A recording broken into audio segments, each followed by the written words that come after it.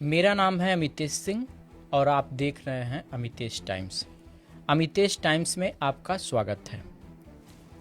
सिर्फ हंगामा खड़ा करना मेरा मकसद नहीं, मेरी कोशिश है कि ये सूरत बदलनी चाहिए। मेरे सीने में नहीं तो तेरे सीने में ही सही, मेरे सीने में नहीं तो तेरे सीने में ही सही, हो कहीं भी आग लेकिन आग जलनी चाहिए, लेकिन आग जलनी चाहिए। दुष्यंत कुमार की ये चार पंक्तियाँ कि आगे है कि किसी सोते को गफलत में जगा देना बगावत है। किसी सोते को गफलत में जगा देना बगावत है, किसी कमज़ोर के हक को दिला देना बगावत है। अगर सच्चाई की गीत गाना ही बगावत है तो हम भी एक बागी हैं, हमारा मकसद बगावत है, हमारा मकसद बगावत है। ऐसे ही बागी, ऐसे ही राजनीतिक गलियारों से उठे हुए शख्सियत, ऐसे ही क्रांतिकारी नेता आज हमारे बीच में हमारे नए मेहमान बन के आए हैं, श्री राजू तुलसियान जी। मैं आपका अपने चैनल पर तहे दिल से शुक्रिया करता हूं, अभिनंदन करता हूं, वंदन करता हूं और स्वागत करता हूं। सबसे पहले मैं आपका धन्यवाद करता हूं कि अमितेश टाइम्स के माध्यम से आपने हमारे क्षेत्र में यह जो एक अभिनव प्रयोग किया है पॉडकास्ट के माध्यम से, ये साबित करता है कि जो लोग ये सोचते हैं कि हमारा क्षेत्र पिछड़ा है, हमारा क्षेत्र दुनिया के साथ चलने के लायक नहीं है, तो ये अमितेश टाइम्स ये साबित कर रहा है कि हम भी दुनिया के साथ चल सकते हैं, कोशिश कर सकते हैं। धन्यवाद सर। और इस कोशिश की शुरुआत करने के लिए आपको मेरी ओर से बहुत बहुत बधाई, धन्यवाद और ये शुभकामनाएं कि आपका ये अमितेश टाइम्स आने वाले दिनों में बहुत ही लोकप्रिय हो, जनप्रिय हो और लोगों की भावनाओं को आवाज़ दे सके। धन्यवाद सर आपको इसके लिए।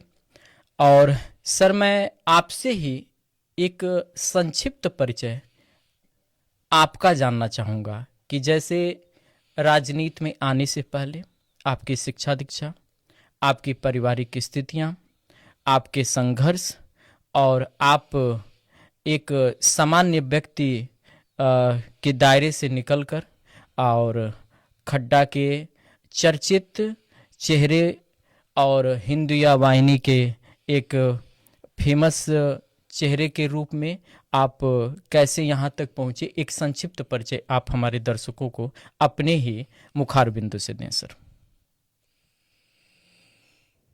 बड़ा मुश्किल होता है अपना परिचय देना, और मेरी जहाँ तक सोच है कि हमें अपना कार्य करना चाहिए। जीवन एक यात्रा है, यात्रा पे चलते रहना चाहिए और लोगों को ये निर्णय करना चाहिए कि मेरा परिचय क्या हो। जी। आपने हमारे जीवन के कई अध्यायों के विषय में पूछा, जी। तो सबसे पहले तो मेरा नाम राजू तुलसियान है। मैं इस क्षेत्र के एक सम्मानित प्रतिष्ठित वैश्य परिवार से आता हूँ।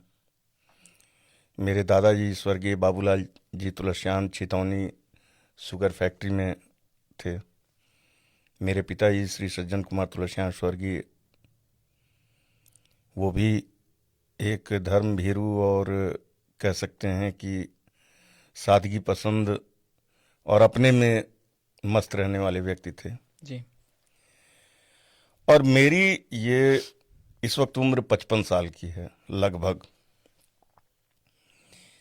अपने जीवन की यात्रा में मैंने कभी कोई सुनियोजित लक्ष्य नहीं बनाया। ओके। जो कुछ भी होता गया वो समय काल परिस्थितियों के अनुसार होता चला गया। जी। कई मोड़ आए, कई पड़ाव आए, कई दिक्कतें आईं, परेशानियां आईं, संघर्ष भी खूब किया और उन सबसे जो कुछ भी मिला उन विचारों को पिरोते हुए अपने जीवन के कुछ सिद्धांत बनाए, कुछ नियम बनाए, कुछ विचार बनाए। शिक्षा जगत में आपका मेरी शिक्षा बहुत कम हुई। कहाँ से शिक्षा हुई आपकी? शिक्षा दीक्षा कहाँ से मेरी हुई? प्राथमिक शिक्षा छितौनी शिशु ज्ञान मंदिर एक हुआ करता था बुलावा में। अच्छा मेरी मेरी जन्मभूमि छितौनी है। जी वर्तमान में जो छितौनी नगर पंचायत है जी। और बुलावा पहले उसको बोला जाता। आप मैं सोशल मीडिया में देखा था कि आप एक बार राजस्थान का कुछ फोटो राजस्थान लगाए मेरा थे आप। पैतृक है। जी हमारे पूर्वज राजस्थान के रहने वाले हैं जी। और राजस्थान में अभी भी हमारे तमामों चीजें हैं। आप गए थे वहाँ जी पे? जी, हर हाँ। वर्ष जाता हूँ और वहाँ से मेरा विशेष जुड़ाव है। मैंने फोटो देखा था, वीडियो भी देखा था हर आपका वर्ष वहाँ सोशल जाता मीडिया हूँ पे। अपनी कुलदेवी की पूजा के माध्यम से। जी एक नियम मैंने अपने जीवन का बना रखा है जी।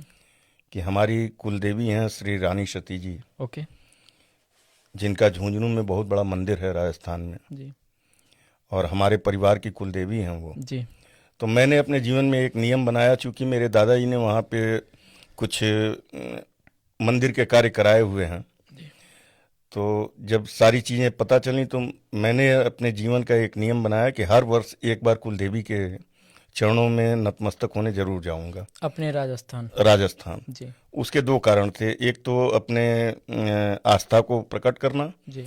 और दूसरा अपनी उस माटी से जुड़ाव रखना। ओके वर्ष में एक बार वहाँ 7-8 हफ्ते दिन के लिए जाता हूँ तो पूरे साल भर रिचार्ज हो जाता है। नहीं, अच्छी बात है सर, अपने माटी से जुड़ा रहना अच्छी जी। बात है सर। और उसका कारण है कि राजस्थान वीरों की धरती है, वहाँ के कण कण में वीरता है, शौर्य है, पराक्रम है, इतिहास है। वो देखने को मिलता है वो देखने को मिलता है और आप में भी देखने को मिलता है कहीं न कहीं। और एक प्रश्न ये है सर कि राजनीतिक शुरुआत आपकी कहाँ से हुई? आपका संक्षिप्त परिचय में ये मेरा प्रश्न है। लोगों को ये लगता है कि मैंने राजनीतिक क्षेत्र में कुछ काम किया है, ओके लेकिन सच्चाई ये है कि मेरे जीवन में राजनीति का कोई महत्व नहीं रहा और न मैंने कभी राजनीति की। जी मेरे जीवन में मैंने अपने धर्म, अपनी संस्कृति की रक्षा के लिए एक व्यक्ति के रूप में जो योगदान समाज में हो सकता है वो देने का प्रयास किया। लेकिन योगदान का माध्यम राजनीति तो ही है ना? नहीं।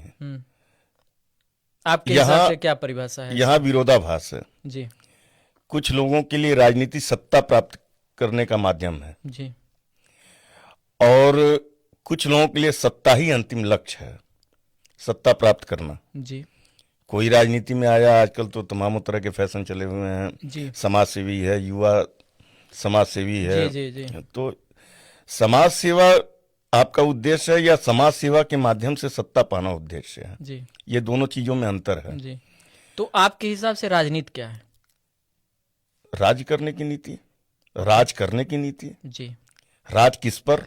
जी पूरे व्यवस्था पर जी। या जनता पर या जनता के दिलों पर? एक आइडियल लीडर की खासियत क्या है? लीडर का मतलब ये जो आदर्श लीडर। आदर्श इसकी लीडर की खासियत अगर मैं पूछ आप रहा बात करते हैं तो आदर्श लीडर वो होना चाहिए जो सबको अपने साथ चलने के लिए प्रेरित कर दे, ओके अपने रास्ते पर चलने के लिए प्रेरित कर दे। उसने जो रास्ता चुना हो उस रास्ते को सभी लोग स्वीकार कर लें। ये एक आदर्श लीडर की पहचान है। आज एक प्रश्न बनता है कि आज का युवा राजनीति में आना चाहता है या राजनीतिक फील्ड में आना चाहता है और आ भी रहा है, उसके लिए आप क्या मैसेज देना चाहेंगे? नहीं, मेरा तो आपका एडवाइस क्या होगा? मेरा तो स्पष्ट मत है आज के युवाओं को जी कि यदि वो राजनीति के वर्तमान आभा मंडल को देख करके राजनीति में जाना चाहते हैं जी कि राजनीति में जाने पर हमारी कमाई हो जाएगी, हमारे जीवन स्तर में परिवर्तन आ जाएगा, हम समृद्ध हो जाएंगे, अगर यह लक्ष्य है तो इसके लिए बेहतर है कि वो अच्छी पढ़ाई करके कहीं अच्छा जॉब चुने। एक किसी नेता से बेहतर है कि वो एक आईएएस बने, जी एक आईपीएस बने, जिससे देश और समाज की भी कुछ सेवा होगी और उनकी भी जो समृद्धि की इच्छा है वो पूरी हो जाएगी। यानी कि एक लाइन में हम कह सकते हैं कि युवा आए लेकिन यूज एंड थ्रो का हिस्सा न बने। बिल्कुल जी।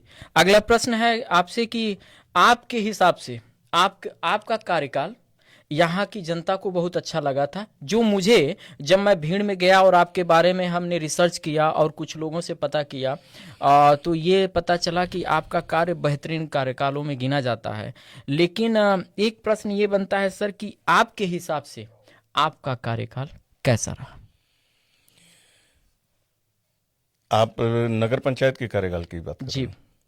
जो आप प्रतिनिधि के रूप में 5 जी। वर्षों तक आपने जी। अपनी श्रीमती के जगह पर प्रतिनिधि के रूप जी, में जी, आपने जी, जो काम किया, जी। उस कार्यकाल की बात मैं कर रहा हूँ। कि हम लोगों ने एक अभिनव प्रयोग किए, जैसे ये जनरेटर से लाइट देना। हाँ हाँ, जैसे पहली बार हमारे ही नगर पंचायत में पूरे उत्तर प्रदेश में आरओ पानी की सप्लाई शुरू हुई। जी जी नगर पंचायत ने किया। जी 10 रुपए में 20 लीटर पानी। जी वाटर एटीएम पूरे उत्तर प्रदेश में सबसे पहले हमने लगाया। जी महिला यूजनल हमने सबसे पहले उत्तर प्रदेश में लगाया। जी और उसके बाद से नगर पंचायत का नया कार्यालय जी, और डिजिटाइजेशन उसका ओके हमने सबसे पहले किया। ओके, और उसके बाद से आपके ये कूड़ेदान जो जी, होते हैं, जी जी जी डस्टबिन, जी। डस्टबिन का कॉन्सेप्ट हम लेके आए। जी हमने स्वचालित कूड़ेदान भी ले आए, जो जी वो पूरे नगर में घूम के कूड़ा इकट्ठा करते थे। जी जी, उसके बाद से कान्हा पशु आश्रम, उत्तर प्रदेश का पहला कान्हा पशु आश्रम हमारे यहाँ बना, अच्छा, जो बड़ी विडंबनाओं के बाद बना। ओके। और इस तरह से नगर की बहुत सी जमीनों को हम लोगों ने सही किया, दुरुस्त किया। सर एक प्रश्न है कि आपके इतने सारी जो काम आपने काउंट कराया, महापुरुषों की मूर्तियां लगवाई। हाँ हाँ, काउंट कराया, और मैं आपके ऊपर जब रिसर्च कर रहा था, लोगों से पूछ रहा था, तो उन लोगों ने भी ये सारे काम हमको गिनवाए, जी जी जो सारे बेहतरीन काम थे। जी जी। प्रश्न ये बनता है सर कि इतना अच्छा काम करने के बाद भी राजू तुलसियान जी के ऊपर जनता का विश्वास क्यों उसके दूसरे चुनाव में, जब आपके भाई की पत्नी जी चुनाव लड़ती हैं और आरक्षण में ओबीसी सीट होता है, तो जनता का पुनः विश्वास आपके ऊपर नहीं होता है? इसका कारण क्या है सर? जब मेरा कार्यकाल चल रहा था, जी उसी बीच में अचानक विधानसभा चुनाव आए। तो उस समय में भारतीय जनता पार्टी ने एक ऐसे प्रत्याशी को अपना टिकट दिया, जो प्रत्याशी हमारे क्षेत्र का नहीं था, जो प्रत्याशी पूर्व में परम पूज्य योगी आदित्यनाथ जी महाराज का विरोधी रहा था, ओके। जिसने उनके विरुद्ध गोरखपुर ग्रामीण से चुनाव भी लड़ा था, कौन था वो? श्री जटाशंकर त्रिपाठी। अच्छा, ठीक। तो जब पार्टी ने उनको टिकट दिया, मैं अपने नगर पंचायत के कार्य में व्यस्त था, ओके और भारतीय जनता पार्टी का मैं समर्थक हूं, कभी उसका सदस्य नहीं रहा जी। मेरे जीवन का सिर्फ एक ही संगठन मेरा अपना था, वो है हिंदू युवा वाहिनी जी। तो भारतीय जनता पार्टी से एक ये जुड़ाव था, सांस्कृतिक रूप से और धार्मिक रूप से और पारिवारिक रूप से। ओके। जब ऐसे व्यक्ति को टिकट दिया गया और उसमें जो चर्चाएं चली, जो पार्टी के बहुत से लोग हमारे स्थानीय टिकट मांग रहे थे, कई लोग थे, उनको नहीं मिला, और उन सब के ऊपर होकर के एक आयातित प्रत्याशी को भेज दिया गया जी तो इस बात का मुझे हार्दिक कष्ट हुआ जी कि पहली चीज कि ये हमारे लिए एक चुनौती है कि हमारी खड्डा विधानसभा के 3,89,000 लोगों में एक भी व्यक्ति ऐसा नहीं जो विधायक पद का उम्मीदवार बन सके। जी। और 3,89,000 की सामूहिक बात छोड़ दीजिए, तो जो लोग मांग रहे थे टिकट, 2 या 4 लोग, क्या उनमें से कोई ऐसा नहीं था जो उससे बेहतर था? तो इस बात का प्रतिकार करने के लिए मैं स्वयं विधानसभा चुनाव लड़ गया। दूसरी बार जब सीट आई थी तो वो पिछड़ी सीट थी। हाँ, दूसरी बार नगर पंचायत की जी, सीट पिछड़ी जाति के लिए आरक्षित हाँ हुई थी। हाँ, मैंने पहले ही कहा जी। है आपसे। जी। और मैं सामान्य वर्ग से आता हूँ, जी। तो मैं उसका पात्र नहीं था लड़ने का।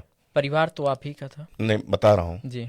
मैं उसका पात्र नहीं था लड़ने का, न मुझे लड़ने की कोई इच्छा थी। ओके। मेरा कार्यकाल खत्म हुआ और पिछड़ी सीट आ गई, जिनको उस जाति का आरक्षण का लाभ मिलना था वो लड़ते। जी। लेकिन वहां भी पुनः वही श्री जटाशंकर त्रिपाठी, उन्होंने नगर के बीच से एक ऐसे व्यक्ति को नगर पंचायत अध्यक्ष का उम्मीदवार बनाया भाजपा के, जिस व्यक्ति की सामाजिक जिम्मेदारी उस वक्त तक कुछ नहीं थी। ओके।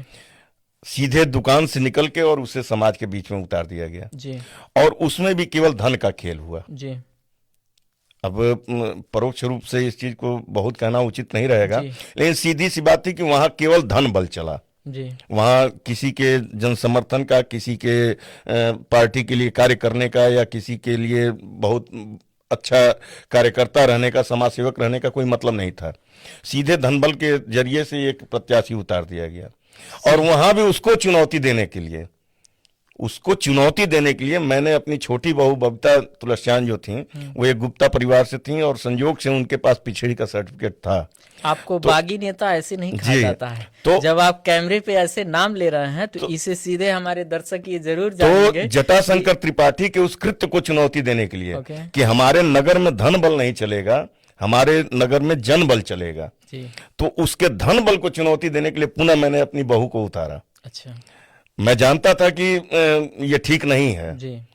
यह उचित नहीं है कि पिछड़ी सीट पर मैं हस्तक्षेप करूं सामान्य जाति का होकर जी, के। जी। लेकिन केवल जटाशंकर त्रिपाठी के उस धन बल की राजनीति का प्रतिकार करने के लिए मैंने अपनी बहू को उतारा, और बहुत मैं लगा भी नहीं उस चुनाव में। मुझे बस जो चुनौती देनी थी वो मैंने दी। लेकिन सर आप लगे थे, नहीं, जनता तो ये कहती है कि आप लगे थे। नहीं, मैंने दम नहीं लगाया। अच्छा। और ये था कि बस मुझे एक चुनौती प्रस्तुत करनी है, जी। ताकि ये फील्ड खाली ना हो। 26 अक्टूबर 2016 दिन बुधवार, जी। खड्डा के इतिहास में एक ऐसा दिन जी। जिसे आने वाली पीढ़ियां भी याद करेंगी, कोई नहीं याद करता। और वह कहानी जो है जटाशंकर पोखरे पर 51 फीट ऊंची भगवान शंकर की मूर्ति के विषय में थी। जी। इसमें प्रश्न मेरा ये है सर कि यह मूर्ति जो जटाशंकर पोखरे पर लगनी थी, उस मूर्ति के लगने के पीछे हिंदुओं के आस्था का विषय था, या हिंदू और मुस्लिम तुष्टीकरण राजनीति का विषय था? क्या कहना चाहेंगे इस पे आप? पहली चीज तो ये कि आज आप जो जो विषय पूछ रहे हैं, मैं आपका धन्यवाद देना चाहूंगा जी। कि इन सारे विषयों पर आज तक किसी ने मुझसे ये सब बातें नहीं की, जी। न मेरा पक्ष जानने का कोई प्रयास किया। Okay sir. तो सबसे पहले तो मैं आपको धन्यवाद देना चाहूंगा कि आप इन सब विषयों पे मेरा पक्ष जानने का प्रयास कर रहे हैं। जहां तक रहा देवाधिदेव महादेव की प्रतिमा का स्थापना का विषय, तो सबसे पहले तो वो न हिंदू मुस्लिम का विषय था, न किसी प्रकार की राजनीति का विषय था, और न किसी प्रकार से वो मेरे मन में ऐसा कोई विचार था। दो वर्ग है खड्डा में या इस विधानसभा में जो अपना अलग अलग मत रखता है। पहला वर्ग ये कहता है कि यह विषय तुष्टीकरण की राजनीति के ऊपर है, और दूसरा वर्ग ये कहता है कि यह विषय आस्था का विषय है।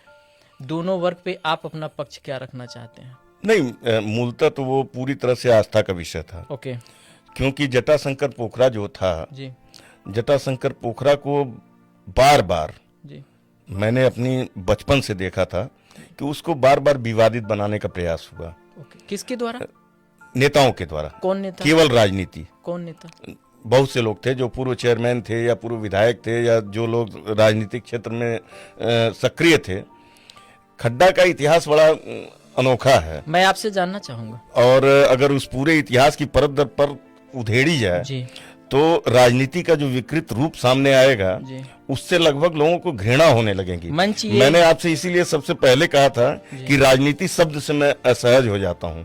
मैंने राजनीति का वो घृणित रूप यहाँ देखा है जिसके बाद से राजनीति शब्द से ही घृणा हो जाए। जी। पहली चीज उस पोखरे, हाँ, उस मुद्दे पे आते हैं। पोखरे को शुरू से ही विवादित बनाने का प्रयास किया गया। जब जब चुनाव आते थे, चाहे वो नगर पंचायत के चुनाव हो चाहे विधानसभा के चुनाव, तो पोखरे पर कोई न कोई एक घटना ऐसी रची जाती थी कृत्रिम राजनीति के द्वारा कि वो पोखरे पर हिंदू मुस्लिम का विवाद हो। अच्छा।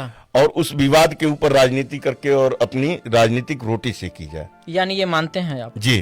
ओके।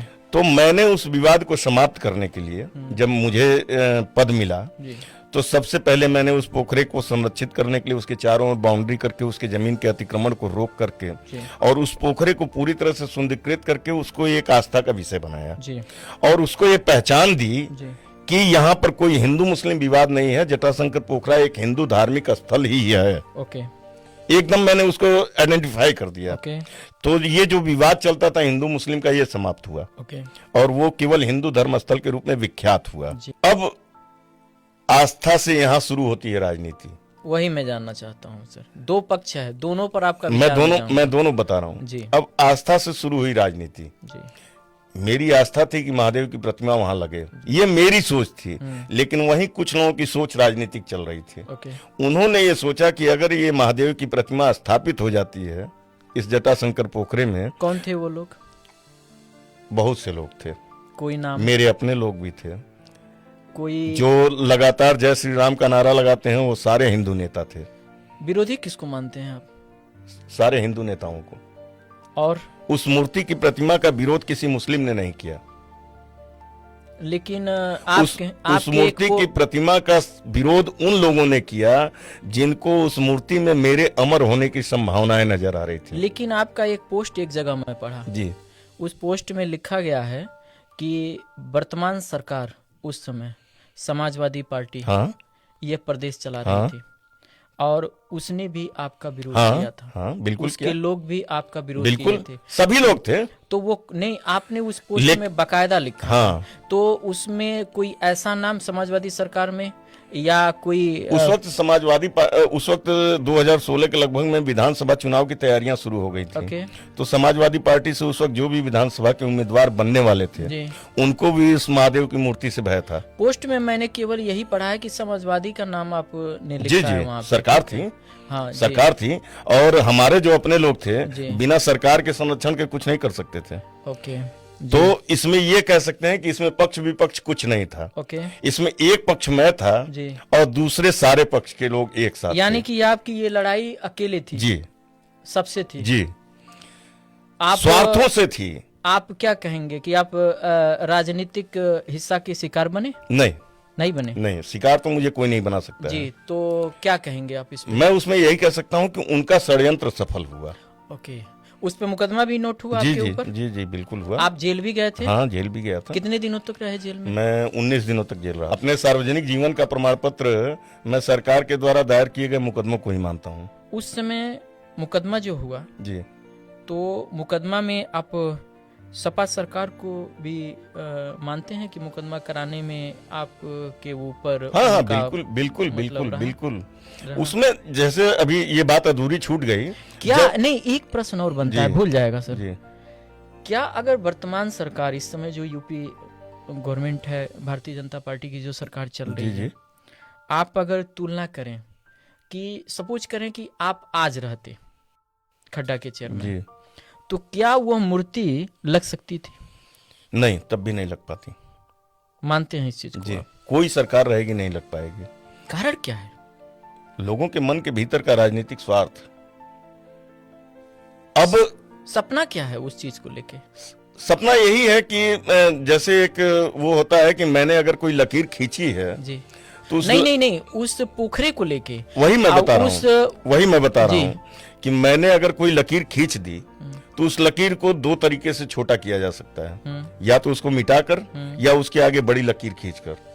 तो देवाधिदेव महादेव की प्रतिमा इतनी बड़ी लकीर थी कि उससे बड़ी लकीर कोई खींच नहीं सकता था। थी या है? थी। है नहीं? ओके। उससे बड़ी लकीर कोई खींच नहीं सकता था, जी। इसीलिए उस लकीर को मिटा दिया गया। मेरी खींची हुई लकीर को मिटा दिया गया ताकि दूसरी कोई लकीर खींचने की नौबत ना आए। और एक प्रश्न है सर, मैं आपको रोकूंगा। बिहार में अभी हाल ही में चुनाव था जी विधानसभा का, जी और एक आपका विवादित बयान बहुत तेज वायरल हुआ था। जी सुनने में ये आ रहा है कि किसी के द्वारा आपके ऊपर उस विवादित बयान को लेके FIR भी नोट करवाया गया था। ठीक है। और वह विवादित बयान इस देश के माननीय प्रधानमंत्री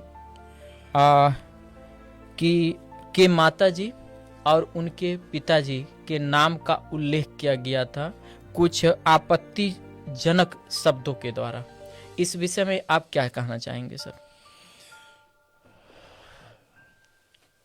अब मैं क्या बताऊं। जी। हमारे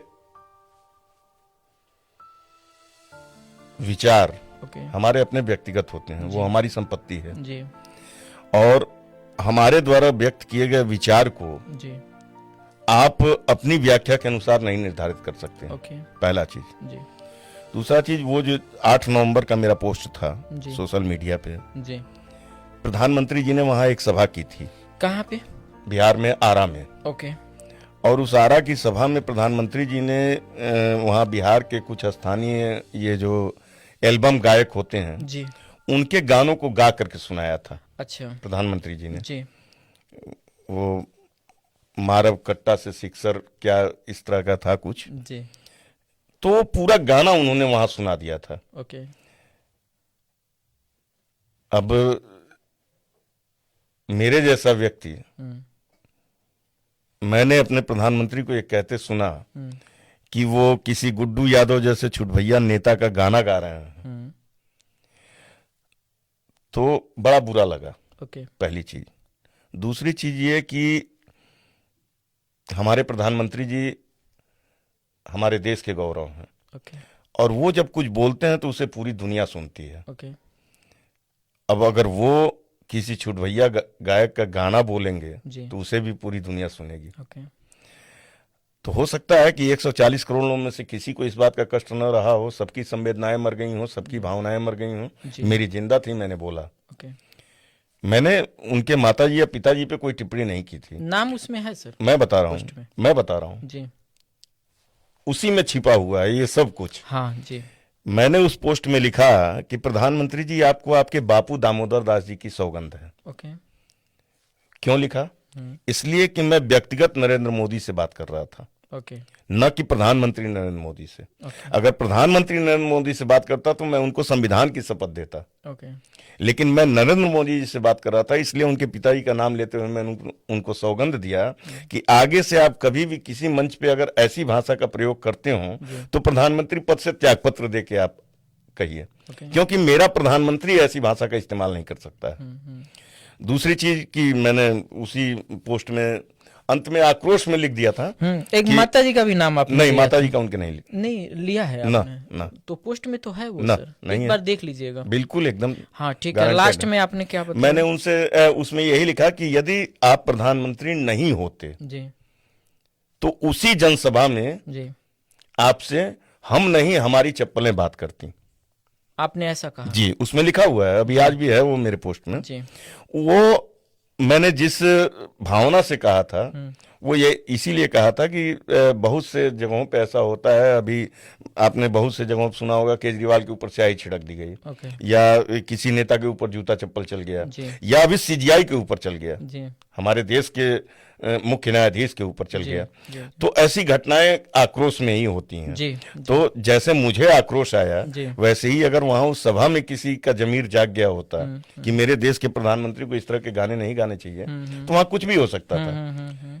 लेकिन मैंने तो प्रधानमंत्री पद का सम्मान करते हुए कहा कि अगर आप प्रधानमंत्री नहीं होते जी जी तो हो सकता है किसी का आक्रोश जाग गया होता। जी। अगर नहीं जागा आक्रोश तो इसी कारण नहीं जागा कि आप प्रधानमंत्री के रूप में वो बोल रहे हैं। एक प्रश्न और बनता है सर कि जहां आप एक तरफ प्रधानमंत्री की आलोचना करते हैं, वहीं पर इस प्रदेश के मुखिया, इस प्रदेश के सीएम माननीय योगी आदित्यनाथ जी का आप के पोस्ट में तारीफ ही देखने को मिलती है।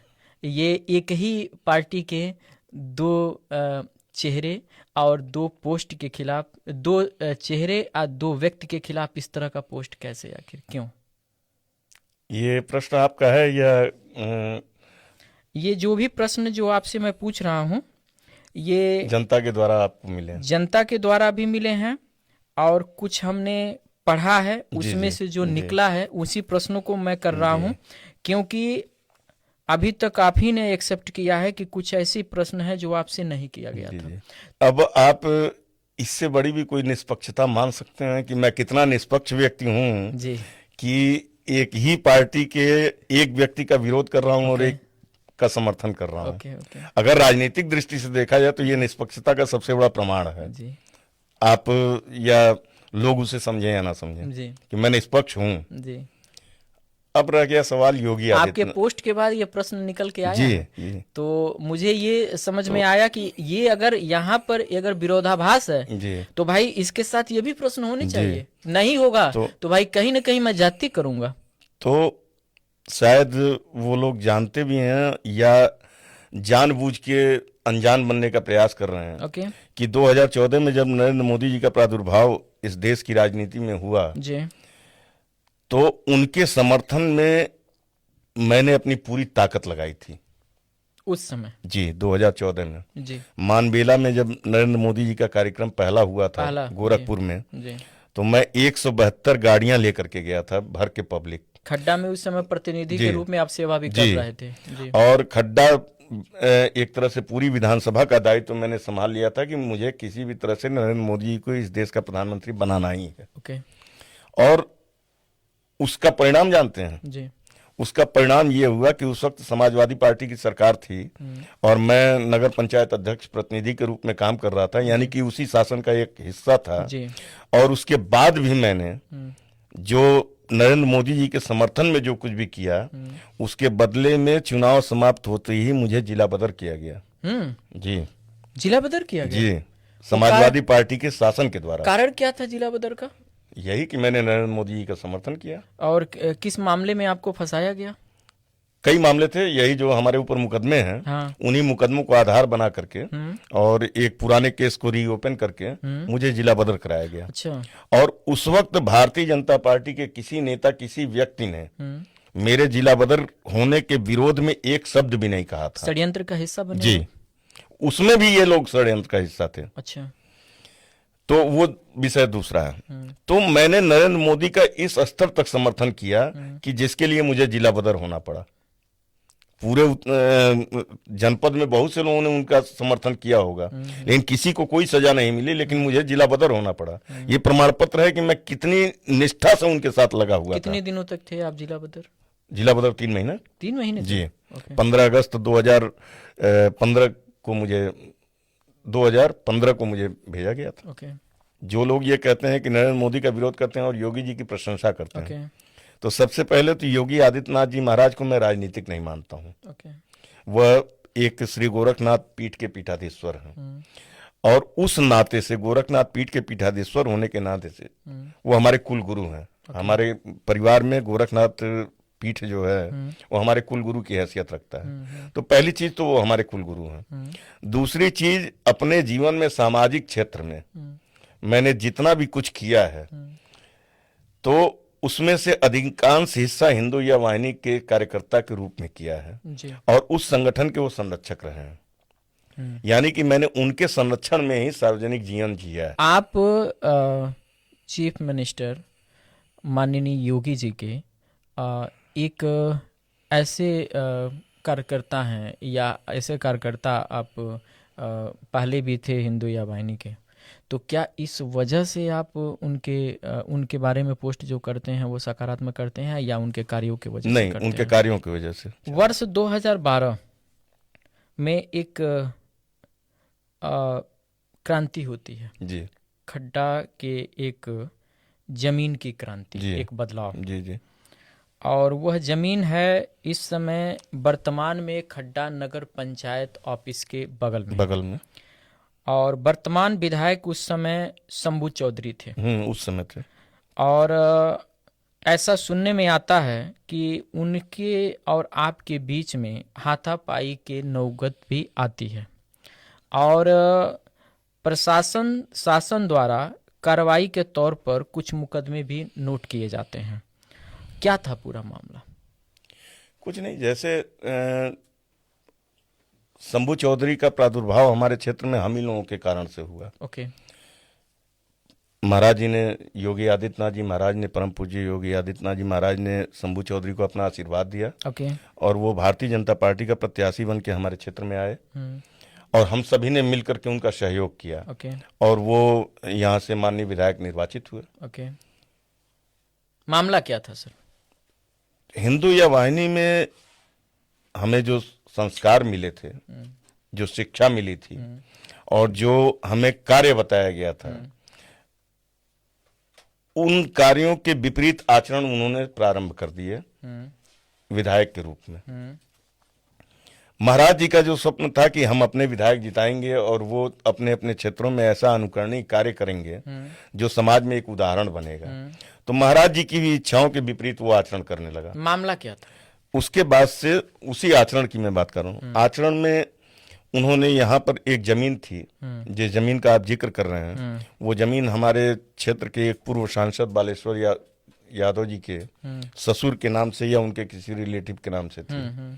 और उस जमीन को शंभू चौधरी ने सरस्वती महाविद्यालय, वो स्वामी विवेकानंद महाविद्यालय बनवाने के लिए लिया, परचेज किया, लेकिन एक सोसाइटी बना करके, स्वामी विवेकानंद महाविद्यालय के नाम से एक सोसाइटी बना के उस जमीन को उसने परचेज किया। और परचेज करने के बाद से महाविद्यालय के नाम से ली हुई जमीन को पार्ट वाइज करके बेचना शुरू किया। अच्छा जी। तो इसमें भी हम लोगों को कोई आपत्ति नहीं थी। भाई आपने पैसा खर्चा करके खरीदा है, आप चाहे स्कूल बनवाएं चाहे प्लाट करके बेच दें, हम लोगों को कोई दिक्कत नहीं थी। पहली दिक्कत तो ये थी कि जो व्यक्ति चुनाव में घूम घूम करके जनता से ये कहता था कि हमारे पास 1 रुपया नहीं है, उसके पास अचानक इतना रुपया कहाँ से आ गया कि वो जमीन खरीद रहा है। तो वो भी विषय नहीं था, वो जवाब देता। मूल विषय तब आया जब उस जमीन को एक्वायर करते समय उसने उस जमीन के बीच से जाने वाले एक सैकड़ों साल पुराने रास्ते को बंद कर दिया। अच्छा। जिस रास्ते से हमारे पूरे नगर के किसान अपने खेतों में जाते थे। उस जमीन के बीच से वो रास्ता जाता जी, था। वो पुरानी पगडंडी थी। तो ये मान लिया जाता है सरकारी नियम में कि जो पगडंडी चल रही है बहुत दिनों से, उसको मार्ग घोषित कर दिया जाता है। किसी ने प्रयास नहीं किया तो मार्ग घोषित नहीं था, वो वैसे ही चल रहा था। तो इसने जब उस रास्ते को बंद किया तो हम लोगों ने उसका विरोध किया कि ठीक है, आप जो जमीन का जो आप करना चाहते हैं वो कीजिए, लेकिन ये रास्ता मत बंद कीजिए। और ये रास्ता सैकड़ों साल से चल रहा है, इसको चलने दीजिए। उस पर उन्होंने दबंगाई और गुंडाई का प्रयोग शुरू कर दिया गांव वालों पर, जनता पर। उस समय वर्तमान में आप क्या थे? कुछ नहीं थे। आप व्यापार मंडल के अध्यक्ष थे? नहीं, उस समय नहीं थे। नहीं। अच्छा जी। तो उन्होंने गांव वालों पर दबंगई और गुंडाई शुरू कर दिया। तो ये चीज मुझे आहत कर गई। मैं चूंकि उस वक्त हिंदू या वाहिनी का था कार्यकर्ता जी, और बड़ा परिश्रम उनके चुनाव में किया गया था जी। मुझे ये चीज आहत कर गई कि जिस गांव के लोगों के पैर पकड़ के मैंने इस व्यक्ति के लिए वोट मांगा कि आप शंभू चौधरी को जिता दीजिए, महाराज जी का प्रत्याशी है, वही व्यक्ति आज गांव वालों पे लाठी बरसा रहा है, गुंडाई कर रहा है। जो उन गांव वालों के पैर पकड़ के वोट लिया, आज वोट मिलने के बाद उन्हीं गांव वालों को परेशान कर रहा है। मामला यहाँ तक आया था। तो मैं उसके रिवेंज में, उसके प्रतिकार में मैं स्वयं उतर गया और मैंने ये जितने भी इनके गुंडे थे, जितने भी बदमाश थे, उनको मारा, पीटा, खदेड़ा और गांव वालों को एकजुट किया, उसके खिलाफ संघर्ष शुरू किया। और संघर्ष हमारा बस उस रास्ते को लेकर के था कि वो रास्ता बाधित नहीं होगा। जिस रास्ते से हमारे पूरे नगर के लोग अपने खेतों में जाते हैं, वो रास्ता बाधित नहीं होगा। उसी में उससे अपने पद के गुरूर में, घमंड में उसने हमारे ऊपर भी अत्याचार शुरू कर दिया। तो उसके बाद से हुआ वो मामला एक क्रांति बन गई।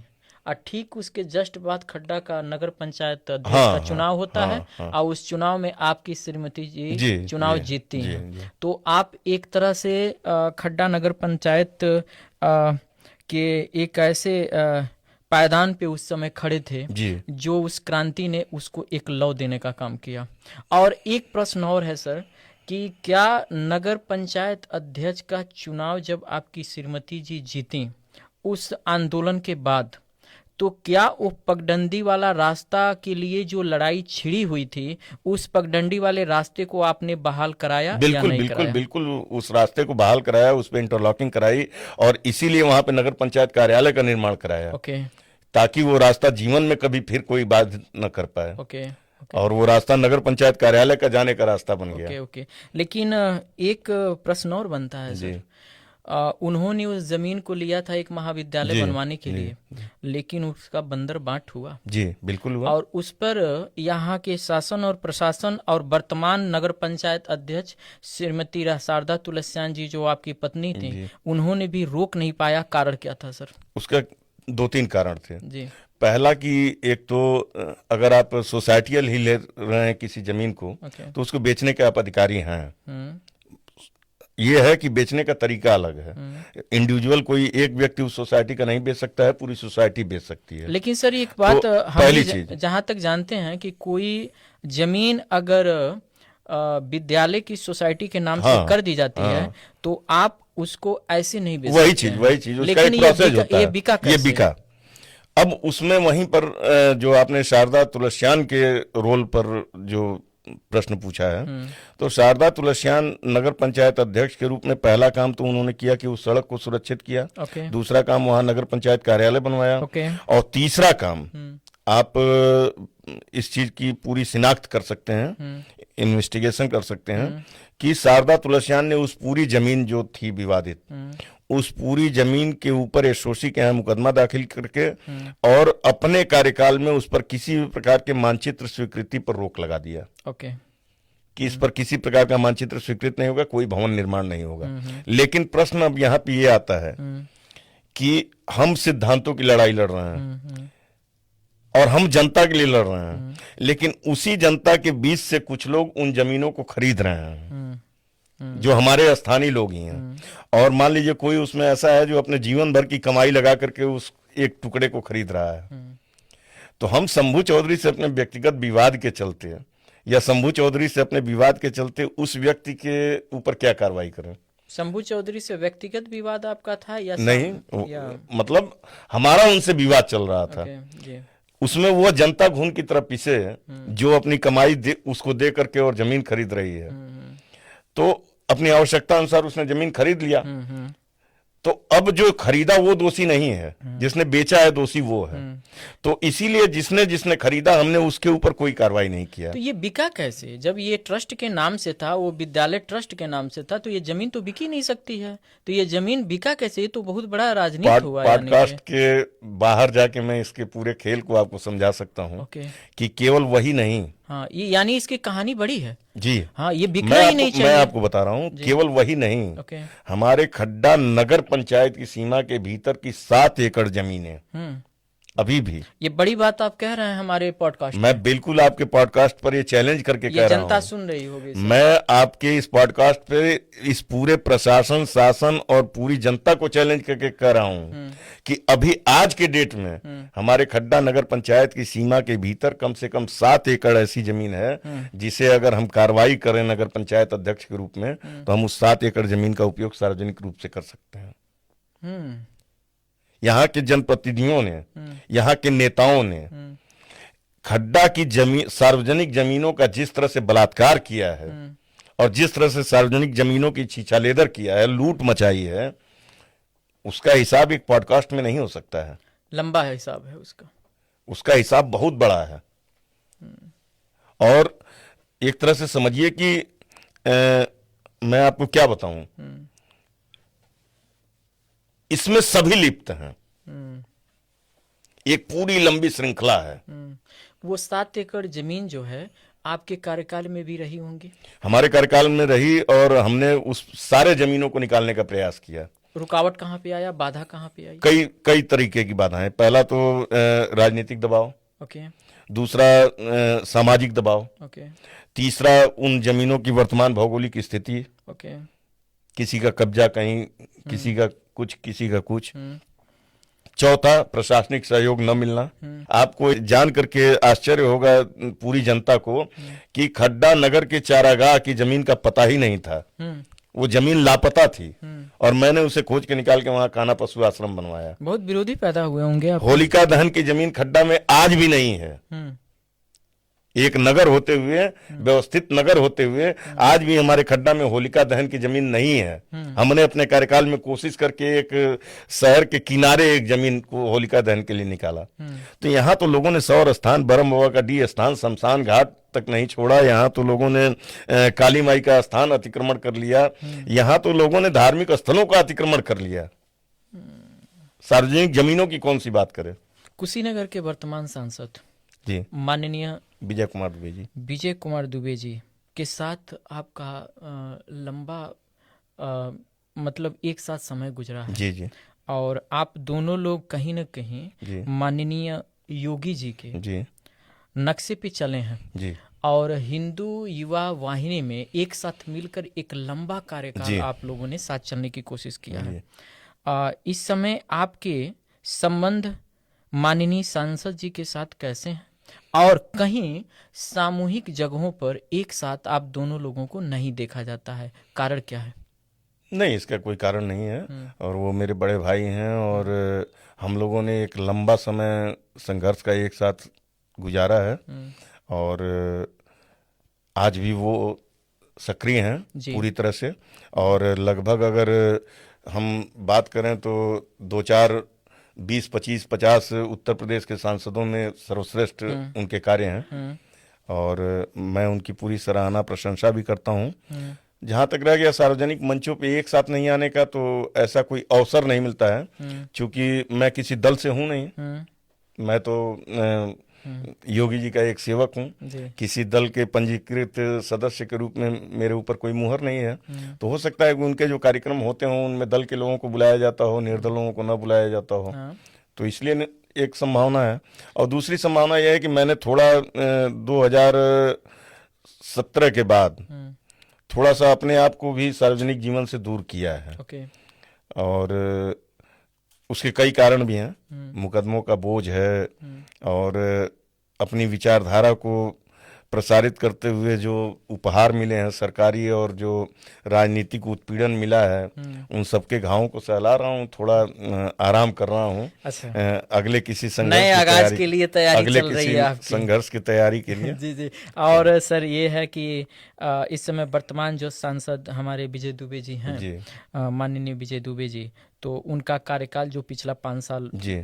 बीता, वो अभी ये नया कार्यकाल जो चालू हुआ है, ये किस रूप में आप देखते हैं इसको? इसको 3-4 चीजों में मैं देखता हूँ। ओके। पहली चीज तो ये कि शायद अगर हम पूरे देश के सांसदों की बात करें, संसद में बैठने वाले जितने भी सांसद हैं, चाहे वो भाजपा के हों, चाहे कांग्रेस के, चाहे किसी भी पक्ष विपक्ष, तो मुझे लगता है कि सबसे ज्यादा जनता के बीच में रहने वाला अगर कोई सांसद गिना जाएगा, तो उसमें 1 या 2 नंबर पे श्री विजय कुमार दुबे जी होंगे। ओके।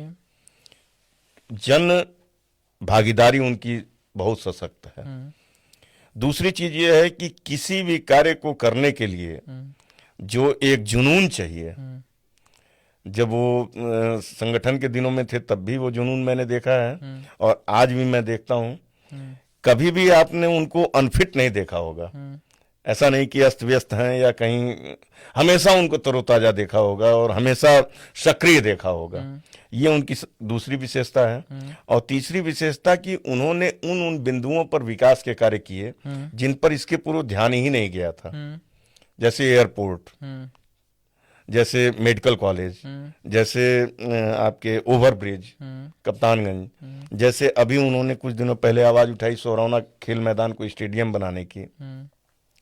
तो हमारी भी जनता से भी ये निवेदन है कि सांसद से सांसद के स्तर का काम मांगा जाना चाहिए। अब नाली, पुल, पुलिया, सड़क, खड़ंजा और ये सारी चीजें तो कोई भी कर सकता है, लेकिन हमारे माननीय सांसद हैं तो उनसे ऐसी ही परियोजनाओं की मांग होनी चाहिए, और उस पर वो धरातल पे एकदम खरे उतरे हैं। प्रशंसक हैं उनके आप? बिल्कुल बिल्कुल। ओके। मैं विधायक जी पे कुछ प्रश्न आपसे करना चाहूँगा। इस समय वर्तमान विधायक हमारे माननीय विवेकानंद पांडे जी, उनके चुनाव प्रचार में आपने काफ़ी सहयोग उनका किया था जी। और इस समय कुछ सार्वजनिक जगहों पर देखा जाए तो आप उनके साथ नहीं दिखते हैं।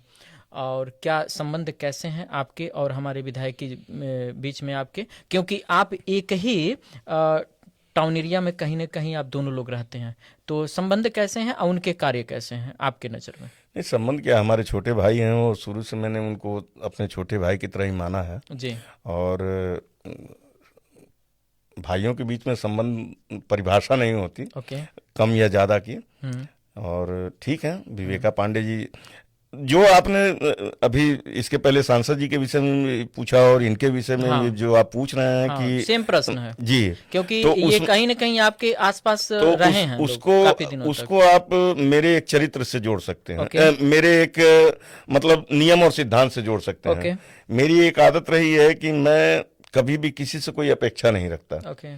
और दूसरी चीज ये है कि मैं जहां ये समझता हूं कि मेरी आवश्यकता है वहां मैं अपना सब कुछ झोंक के लग जाता हूं। लेकिन उस आवश्यकता, उस लक्ष्य की पूर्ति के बाद से मैं कतई ये नहीं चाहता कि सामने वाले को ये लगे कि इन्होंने हमारी थोड़ी सी मदद कर दिया तो अब दिन रात हमारे पीछे ही हैं, या दिन रात किसी वजह से ये लगे हुए हैं। इस वजह से आप दूरी बना तो लेते मैं हैं। अपना जब समय आता है तो अपना काम करता हूँ और उसके बाद से उनको उनके लक्ष्य की तरफ भेज करके ओके। और अपनी दिशा में बढ़ जाता हूँ। एक बहुत ही इम्पोर्टेंट क्वेश्चन आपसे। वर्तमान खड्डा नगर पंचायत अध्यक्ष श्री दुर्गेश वर्मा जी, श्रीमती संगीता वर्मा जी, उनके जो प्रतिनिधि के रूप में श्री दुर्गेश वर्मा जी, दुर्गेश्वर वर्मा जी, तो उनका कार्यकाल इस समय जो चल रहा है, काम कैसे हैं उनके? ठीक है, कर रहे हैं जी। उसके विषय में तो मैंने आपको शुरू में ही कहा कि अपनी अपनी सोच है, अपना अपना विचार है, सभी लोग अपने विचार से आगे बढ़ाने का प्रयास करते हैं जी। वो भी कर रहे हैं, अच्छा काम है जी। अंतिम में हमारे चैनल के द्वारा आप युवाओं को, मैं खास करके अपने चैनल पे युवाओं को बहुत महत्व दे रहा हूं, और मैं चाह रहा हूं कि युवा एक ऐसे प्रवाह में बहे, एक ऐसे रास्ते पे चले, एक ऐसे मार्ग पे चले जिसको अपने अंदर आत्म सम्मान जिंदा रहे और उसका आत्मबल, आत्मविश्वास हमेशा जिंदा रहे। इस विषय में आप युवाओं को किस तरह का संदेश देना चाहते हैं? तो मैं युवाओं से सिर्फ यही कहना चाहूंगा कि आप किसी दूसरे के हाथ का खिलौना ना बने। आपका मन मस्तिष्क किसी दूसरे के नियंत्रण में ना हो। आपके विचार स्वतंत्र हों, आपका व्यवहार स्वतंत्र हो और आपके द्वारा किया गया लक्ष्य का निर्धारण वो पूरी तरह से आपका हो, किसी और के सुझाए मार्ग पे ना हो। ये आज की सबसे बड़ी आवश्यकता है। आप हमारे चैनल पर आए, अमितेश टाइम्स हमारे चैनल पर आए, इसके लिए आपको बहुत बहुत धन्यवाद। और मैं सारे दर्शकों को एक बार अलविदा कहने से पहले ये बताना चाहूँगा कि जल्द ही आपके बीच में एक नए मेहमान के साथ मैं फिर हाजिर रहूँगा। तब तक के लिए सबा खैर, धन्यवाद, नमस्कार। आपके सभी दर्शकों को मेरा भी प्रणाम।